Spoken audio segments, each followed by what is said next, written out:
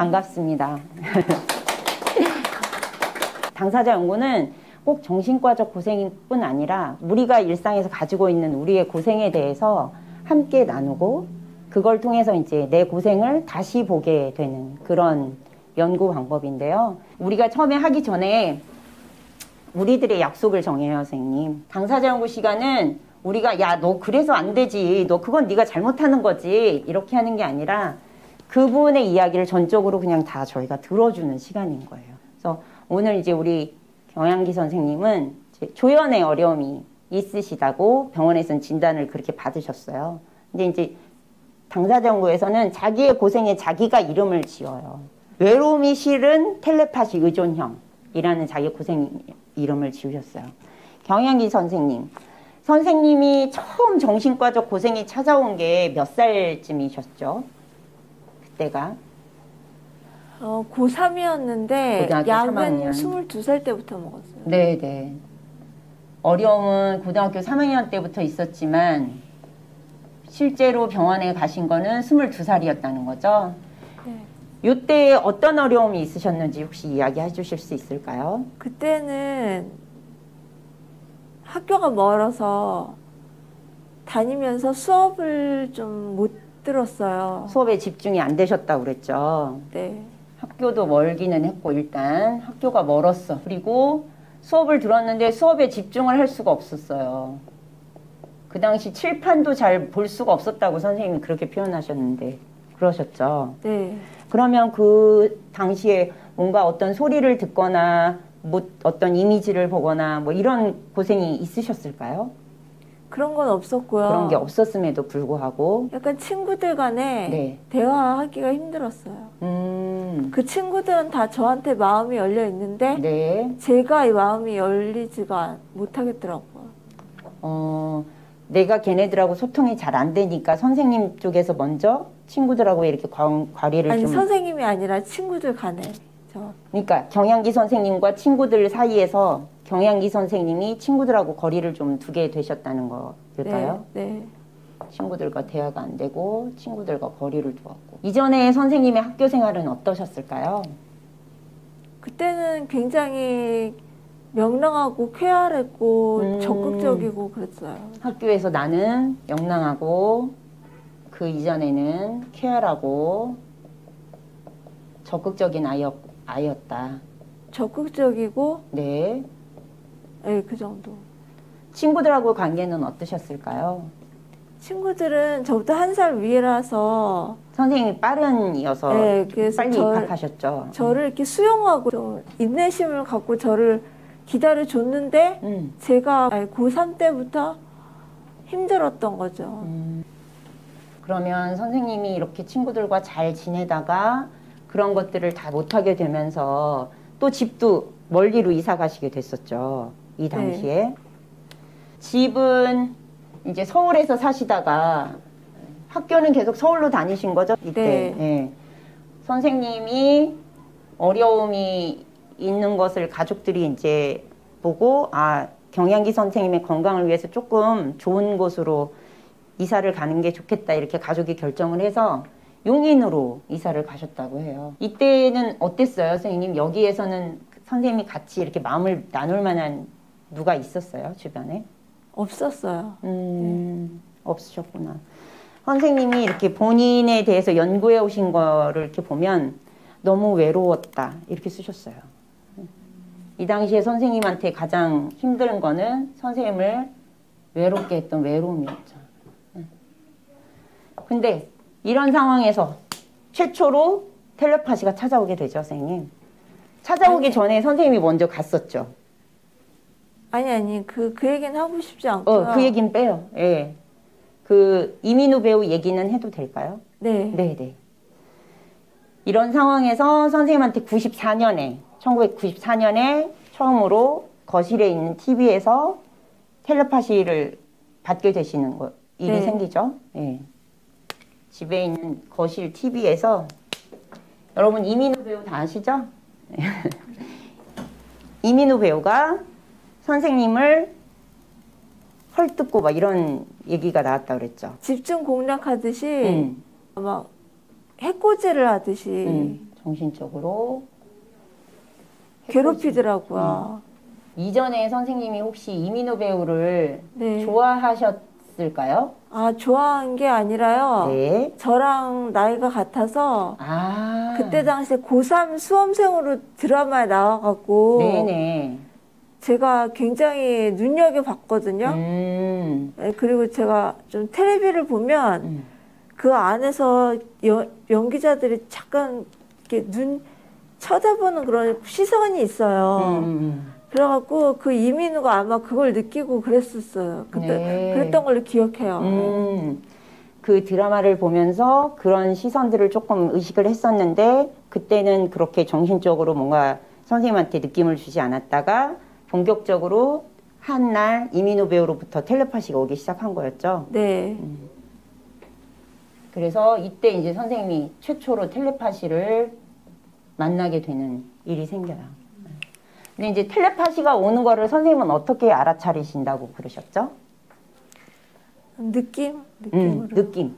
그 느낌이라는 게 텔레파시가 오는 느낌. 어떤 건지 소개해 주실 수 있을까요? 그 당시 때는요, 겨울에 되게 힘든 고비를 넘겼거든요. 그런데 죽음 정도였던 것 같아요. 근데 누가 저를 살려줬어요. 근데 그때 제가 나도 모르게 튀어나온 말이 살려주셔서 감사합니다 그랬거든요. 그러면서 느낌을 누가 있는데 누군지 감사하다고 했는데 느낌이 한 몇 번 짚고 나니까 최수종 오빠인 거예요. 네, 그때 그분이 살려주셨던 걸로. 선생님이 텔레파시가 오는 느낌은 소리로 알아차리신다고 그때는 그렇게 이야기하셨었어요. 네, 소리도 있고, 들리죠? 예. 네. 근데 뚜렷하게 형체가 있거나 이런 형태로 나타나는 건 아니라고 말씀하신 게 맞을까요? 네. 제일 먼저 선생님이 알아차리는 건 소리. 소리로 이런 텔레파시가 왔구나 라는 거를 선생님이 알아차리시고 그 다음에는 제 감각으로 느끼시는 거죠. 느낌으로. 그 소리라는 거는 말. 그쵸. 말소리. 네. 그 사람들의 소리. 네. 그래서 이 당시에 선생님이 이민호 배우만 처음에 찾아왔다가 그 다음에 많은 사람들이 찾아오게 되죠. 연예인들도 찾아오고. 네. 그렇죠. 선생님. 그 다음에 고등학교 때 친구. 고등학교 1, 2학년 때 선생님하고 가까웠던 친구들. 그 다음에 학교 선생님도 찾아온다고 말씀하셨어요. 네. 그쵸? 학교 선생님, 그리고 동네에서 선생님이 알고 지냈던 동네 이웃들도 찾아온다고 그랬어요. 그쵸? 네. 예.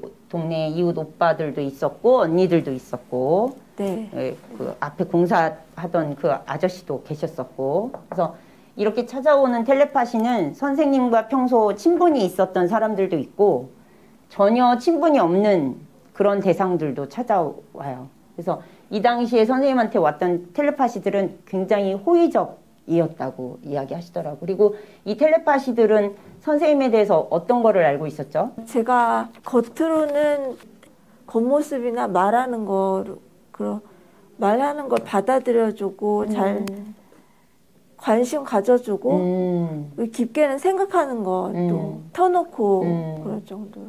선생님의 행동과 생각에 관심을 가져주고 이해해주고 그렇죠? 조금 괴롭히기도 했었어요. 괴롭히는 아이들도 있었어요, 이 중에? 네. 그 괴롭히는 내용은 어떤 거였는지 혹시 이야기해 주실 수 있어요? 그러니까 아랫집, 옆에집 오빠가 네, 동네 이웃 살았던 오빠. 네. 그 오빠랑 아랫집에 있는 남학생이랑 문에서 막 이렇게 막 날라리가 내는 휘파람 약간 비슷한 소리로 막 신경을 곤두서가면서 막 이렇게 제가 이렇게 누워 있으면 문 쪽에서 계속 발사를 해요. 그 소리를 선생님한테. 네. 그 오빠랑 그 1층 학생은 원래 좀 날라리였어요? 네, 날라리였어요. 약간. 약간 그 사람들이 불량기가 있었군요. 그 아랫집 오빠가.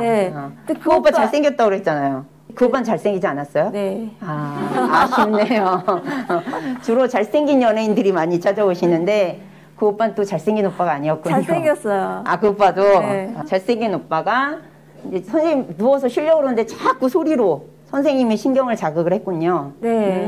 막 괴롭히던 거죠. 네네. 그것 때문에 이제 선생님이 좀 괴롭기는 했지만 보통은 선생님을 찾아오는 이 텔레파시들은 선생님이 말하고 생각하고 행동하는 것들을 다 이해해주고 다 알아차리는 존재들이라고 그렇게 이야기하셨었는데 그게 네, 아줌마들도 있었고 아줌마 되게 다양한 분들이 찾아왔네요. 네.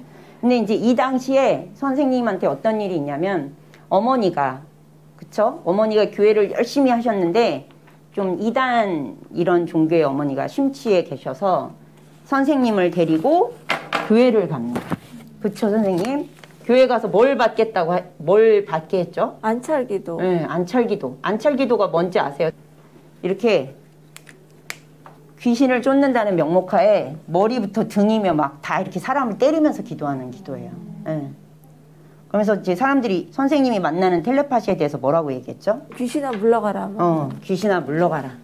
이제 선생님한테는 이 존재들이 굉장히 호의적이고 이 기간 동안은 선생님이 외롭지 않다고 그렇게 표현하셨거든요. 외롭지 않은 존재였는데 엄마가 교회를 데려가서 그것도 선생님한테 이야기를 하지 않고 무작정 선생님을 끌고 가서 그냥 딱 놓고 그 어떤 여자분이 안찰기도를 한다고 그러면서 선생님을 계속 무자비로 때린 게 아니라 눕혀놓고 올라섰어요. 아, 아예 올라섰어요? 네, 애를 21살 잡두 타는 것처럼? 네. 아, 거긴 또 엄청 그렇게 안찰기도를 고생스러웠어요. 네. 귀신아 물러가라 이렇게 얘기를 했다는 거죠? 네. 때리면서 머리를. 네, 맞아요. 머리를. 이렇게 얘기를 하면서 선생님한테 안찰기도라는 걸 한 거죠. 그분이. 네. 선생님한테는 이때 이 존재들이 귀신이나 이런 걸로 다가왔었어요. 선생님한테도. 이 텔레파시들이요? 그거는 최근에 텔레파시를 한 몇 년, 한 3, 4년 동안 했거든요. 네. 그러니까 이때 빼고 이때 후에요. 한참 후에. 그렇죠. 선생님이 이렇게 하고 입원을 하신 뒤로는 텔레파시가 잠깐 잠정적으로 사라졌죠. 네. 네, 맞아요. 그랬다가 최근에 다시 텔레파시들을 만나게 돼요. 2016년도 때부터 그쵸. 하게 네. 됐는데 다시. 그때마다 2018년도, 2020년도 그 정도 때 아는 교회분들이나 친구들이 그거 사탄이다. 맞아요. 사탄. 이단이다. 종자귀신이니까 물러가라고 막 외치고 기도하고 막 그러라고 억압을 막 줬었거든요. 그럴 때마다 저는 내가 왜 이런 시련을 겪어야 되는지 너무 이 텔레파시 하는 사람 귀신들이 무서운 거예요. 그 전까지는 선생님이 얘네들에 대해서 그런 공포가 없었다가 주변 사람들이 야 네가 보는 거 그거 아니야 귀신이야 사탄이야 물리쳐야 돼 막 이렇게 얘기한 순간부터 선생님이 텔레파시들로 인해서 이제 무서움이라는 것들을 처음 경험을 하시게 되는 그쵸 선생님? 네. 그래서 이제 이렇게 하다가 선생님이 아까 이제 22살에 병원을 가셨다고 말씀하셨잖아요. 22살에 입원을 하세요. 병원에. 입원을 하면서 가깝게 지냈던 텔레파시들하고 이별을 하죠. 이별을 하고 이 당시는 이제 병원에서는 그런 일이 없이 이제 계시다가 다시 2016년부터 텔레파시들이 나타나면서 거기서 이제 선생님을 괴롭게 하는 귀신의 존재가 나타나요. 그쵸, 선생님? 그래서 네. 얘 때문에 맨날 무서워하고 집에도 잘 못 가시고 그러셨죠? 근데 진짜 사실적으로 이단이 오기도 했었어요. 네. 이단이. 선생님한테 그 이단의 어떤 영적인 그런 존재가 찾아오기도 했었죠. 네. 귀신이 나타나서 선생님이 이제 밤에 무서워서 잠을 못 잔다고도 호소를 하시고 혼자 있는 게 무섭다고도 하시고 뭐 그래서 이때부터 이제 입원을 계속 왔다 갔다 하긴 하셨었잖아요. 네. 네. 그런 일들이 이제 있게 됩니다. 그리고 최근에 작년에 선생님이 그런 과정에서도 텔레파시들이 계속 있긴 있었죠, 선생님. 이 중에서도. 그 중에요? 네, 있었죠. 선생님한테 그 연예인 가수 오빠. 그쵸? 2019년도에 한 명, 2020년도에 한 명. 네. 2019년과 2020년도에 그 가수 오빠들을 만나게 되죠. 네. 이 오빠들은 선생님한테 어떻게 대하나요? 그 오빠들은 네. 2019년도 때 이제 왔는데 저한테 있던 그 여자애도 있거든요. 죽은 애인데 걔가 그렇게 이쁘다고 걔한테 가서 막 스킨십을 하는 거예요. 질투나게 하는 여자가 나타나는군요. 마음이 아팠어요. 이 오빠들이 나하고 되게 잘 지내던 오빠들인데, 아니, 잘 지냈던 오빠들이 그렇지 아니라. 않아요? 호의적이었다고 선생님이 표현하셨어요. 선생님한테. 그 오빠들은, 네. 1994년도 때, 그 중에 제가 그때 텔레파시를 막 했었는데, 제가 느낀 환상이 우리 학교 선생님들 어떤 못된 사람들이 막 죽이는 거예요. 근데 그 환상을 이 오빠도 봤대요. 그런데 제가 울고 있었다고, 어떤 여자애가 옆에서 울고 있었다고 해서 지은 노래가 그대 눈물까지도였거든요. 그 노래를 짓고 나서 그 후로 30년 동안 저는 그 노래가 누군지도 모르겠고, 누가 불렀는지도 몰랐고, 가수가 있는지조차도 몰랐는데, 이 오빠가 그때 19년도 때 왜 저한테 왔냐면, 제가 그 당시 때 봤던 유튜브로요. 거기서 김지훈의 투투 있잖아요. 그게 계속 뜨는 거예요. 그래서 아는 오빠한테 얘네 누구냐고 그랬더니 자살했대요. 자살을 했다고 그래갖고 제가 아니 이렇게 노래도 잘 부르고 잘생겼는데 왜 자살을 했지? 그랬는데 알고 보니까 나 때문에 자살을 했다고 그러는 거예요. 이제 그 사람의 죽음과 선생님이 영향이 이렇게 연결이 되어 있다라는 얘기를 들으셨다는 거죠? 아, 네. 네, 네. 여러 가지 이유가 있는데 생활고나 뭐 이혼, 결혼의 문제도 있다는데 그 이유 중에 하나일 수도 있는데 나 때문에 자살을 했다는 소리. 그러면은 선생님은 그 얘기를 들었을 때 그 오빠에 대해서는 어떤 마음이 드셨어요? 그 여자한테요? 그 오빠. 선생님 때문에 극단적인 선택을 했다는 그 가수 오빠 이야기를 들었을 때 선생님 마음은 어떠셨어요? 놀랬죠. 설마 나 때문에. 그때 아마 제 기억으로는 밤새서 얘기했을 때였거든요. 그 오빠랑 계속 밤새서 선생님이 같이 이야기를 나눴군요. 네. 그러면서 나 때문에 그렇게 된 것 때문에 선생님이 마음이 많이 더 갔겠어요, 그 오빠한테? 아니, 이해를 할 수가 없었어요. 왜 나 때문에 왜 나 때문에? 내가 알지도 못하는 가수인데. 난 알지도 못했던 사람인데. 네, 네. 그리고 또 서지원도 똑같은 케이스예요. 서지원도 걔는 제 학교 다닐 때 제 모습을 걔가 봤대요, 저를. 근데 제 뒷모습, 옆모습이 그 서지원이 좋아했던 여자친구랑 닮았다고. 그래서 지은 노래가 알미슈인데 그 노래를 듣는 순간 너무 슬프더라고요. 그때쯤이면은 94년도 때쯤이면 되게 살기 좋았던 때였거든요. 근데 그때 저를 보고 그렇게 노래를 지었다니까 너무나 믿기지가 않더라고요. 그래서 선생님은 지금 그 오빠들하고도 계속 아직까지 텔레파시로 연락을 하고 있죠? 네, 지금도 하고 있어요. 네, 듣고 있어요. 그래서 선생님이 좀 더 그 오빠들한테 더 관심을 갖고 또 잘 통하는 그런 것들이 지금 있을까요? 그 오빠들하고는? 네. 그리고 아까 이제 그 여자 A, 이 얘기도 네. 이제 지금 할 건데, 예전에 선생님을 좀 괴롭게 했던 그런 여자가 있었죠. 네. 근데 그 여자도 이제 죽었잖아요. 네. 근데 이제 그 선생님을 나를 괴롭히던 여자 A의 동생이 나타나죠? 그쵸? 그러니까 언니가 와서 네. 제 남자친구가 있었거든요. 근데 걔랑 둘이 눈이 맞아갖고 진짜로 성관계를 한 거예요. 근데 그 순간에 즉사시켰어요, 하나님이. 그래갖고 지옥에 갔어요, 걔는. 근데 걔 대신에 여동생이 왔거든요, 집으로. 근데 여동생도 텔레파시로. 지금 네. 산 존재는 아닌 거잖아요. 네. 죽은 존재인 거잖아요, 선생님. 걔도 역시 내 남자친구랑 또 성관계를 해서 죽은 케이스예요. 그래서 얘네들이 어쨌든 죗값을 받았는데 다시 이제 선생님한테 텔레파시로 찾아오는 그런 상황인 거죠. 네, 네. 이제 선생님한테는 지금 이제 텔레파시로 교제하는 남자친구가 있어요. 근데 이제 이 남자친구가 계속 선생님을 교제를 하면서도 다른 텔레파시 지금 말한 이 A라는 아이하고 이제 계속 만남을 갖는 거예요. 그래서 선생님이 이제 요 사이에서 굉장히 괴로워하고 화가 나고 갈등이 있죠. 근데 결국은 우리가 연구를 하니까 얘하고는 못 헤어지겠다. 그렇게 얘기를 하셨잖아요, 남자친구한테. 네, 네. 그렇죠. 네. 선생님이 남자친구를 포기하지 못하는 이유가 어떤 것들이 있다고 그랬죠? 아, 하나님의 뜻이라고 그러더라고요. 일단은 그런 종교적인 그것도 있고, 그쵸? 그 다음에 선생님이 그렇게 표현하셨어요. 지금 내 상황에서 이 정도 조건의 남자를 만날 수 없을 것 같다. 네. 내 상황에 비춰봤을 때 남자친구가 굉장히 훤칠하다고 합니다. 이런 조건에 남자를 못 만난다.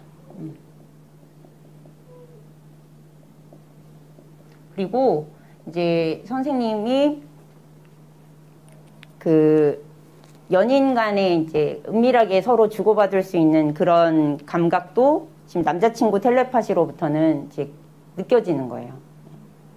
그래서 어떤 연인들끼리 나눌 수 있는 연인들과의 교류도 이 사람 외에는 또 누군가는 불가능할 거라고 이제 느끼시는 거죠. 그런데 지금은 선생님이 계속 이제 이 남자친구가 다른 여자를 만나는 것 때문에도 힘들고, 그쵸? 네. 남자친구가 만나는 그 여자를 또 선생님이 알고 있는 것도 힘든데, 네. 그리고 얘가 이제 귀신이라는 존재여서 얘가 찾아오면 무섭고, 막 그런 감정들을 느끼신다고 하셨잖아요. 네, 네. 그래서 선생님이 그동안 본인을 지키기 위해서 해왔던 방식들이 또 있어요. 네.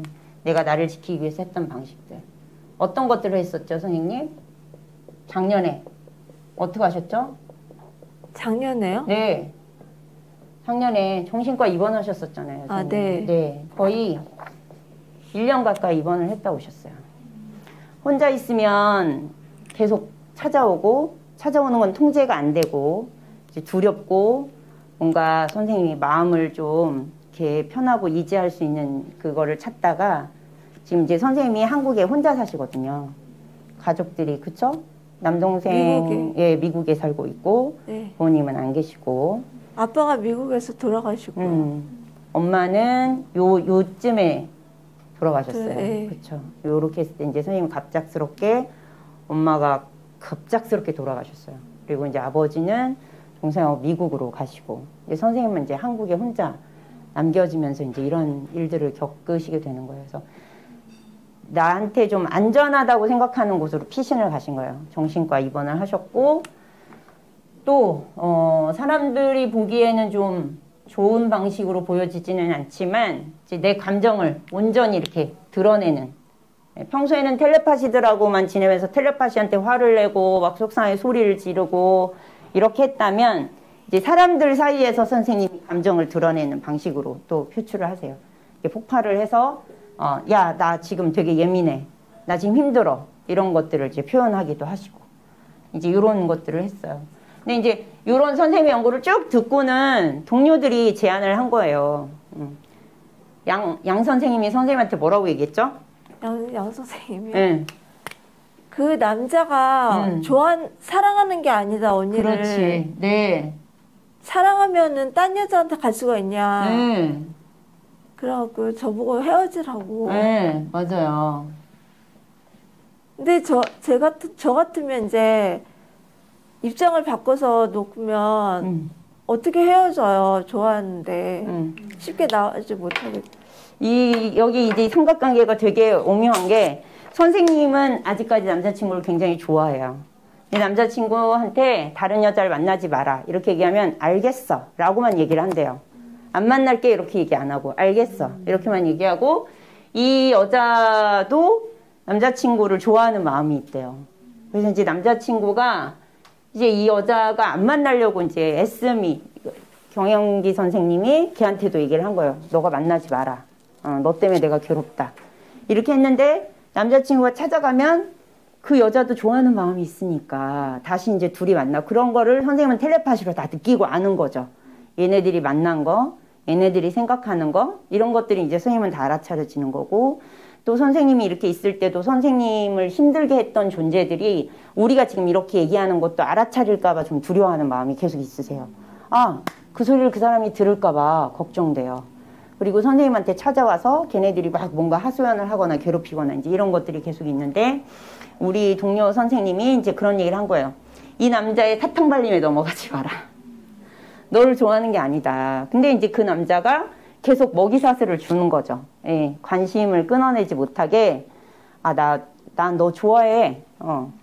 나랑 결혼할래? 뭐 이런 식으로 이제 툭툭 마음 정리를 하지 못하게 이렇게 하는 거고 지금 선생님 주변에는 아무도 선생님과 교류할 수 있는 사람이 없는 상황이에요. 그렇다 보니까 이제 선생님이 원래는 저희가 연구를 처음에 시작할 때는 주제가 이게 아니었어요. 텔레파시로부터 생기는 고생 때문에, 그러니까 괴로움 때문에 사람들 사이에서 갈등이 생기는 고생에 대한 연구를 처음에 시작을 했어요. 근데 이제 저희가 이렇게 하다 보니까 결국은 선생님의 그 고생의 키워드는 어디에서 출발했다라고 생각을 했냐면 외로움에서 출발한 것이라는 생각을 하게 됐고 내가 이 외로움을 놓치지 못하니까 선생님이 계속 이제 이렇게 텔레파시들하고 시간을 보내는 것들이 이제 좀 더 많아진 거예요. 그래서 동료들이 그런 제안을 했죠. 야, 좀 바빠져봐. 선생님, 텔레파시가 언제 좀 더 많이 찾아오죠? 선생님 집에 계실 때? 집에 있을 때요? 네. 어떤 시간대? 내가 집에 있으면 거의 매번 텔레파시가 찾아오는 시간은 집에 있을 때는 거의 네. 같이 있을 때도 있는데 네. 그러면 잠잘 때도 찾아오나요? 네. 꿈도 봐요. 네? 꿈에서도 네. 나타나시니까? 아니 꿈에서 나타나는 게 아니라 네. 꿈도 같이 볼 수도 있어요. 선생님 꿈에 걔네가 같이 이렇게 본다는 거죠? 네. 꿈을? 네. 그러면 시간은 거의 뭐 이렇게 밖에 지금은 어때요? 우리들 지금 여기에서는 텔레파시들이 찾아왔어요? 네. 네, 다 듣고 있어요. 지금도 듣고 있어요? 네. 근데 걔네들이 선생님을 막 이렇게 압도하는 그 세기로 말하면 그 세기는 집에 있는 것만큼 세요? 지금도? 아니요. 지금은 아니죠. 잠깐. 그러니까 여기는 좀 소음도 있는데 집에서는 너무 조용했을 때 하는 거라 그거를. 집에서는 조용하니까 얘네들이 하는 그런 소리들이 선생님이 훨씬 크게 자극받고 더 예민하게 그 소리에 집중하게 되고 이러신다는 거죠. 네. 센터에 오시면 얘네들이 보내는 소리가 좀 더 줄어든다고 표현하셨었어요. 네. 그렇죠, 선생님. 네. 그 센터에서도 얘네들은 선생님을 계속 같이 있는 거잖아요. 시공간을 초월해서. 네. 그렇죠? 네. 그런데 이 소리나 감각이 이렇게 사람들과 뭘 하면 조금 더 선생님한테 몰입되고 선생님을 자극하는 강도가 좀 더 약해진다는 거죠, 선생님. 이런 공간에 있을 때는. 네, 그렇죠? 네. 집에 혼자 있을 때. 그걸 찾아낸 거예요. 저희가 연구를 하다 보니까 텔레파시가 더 자주 오는 때가 언제냐. 그랬더니 집에 혼자 있을 때. 한가할 때. 지루할 때. 선생님이 집에서도 TV 같은 것도 보신다고 했잖아요. 네. 경혜 선생님. TV 같은 거 볼 때는 텔레파시의 영향력이 어떻게 돼요?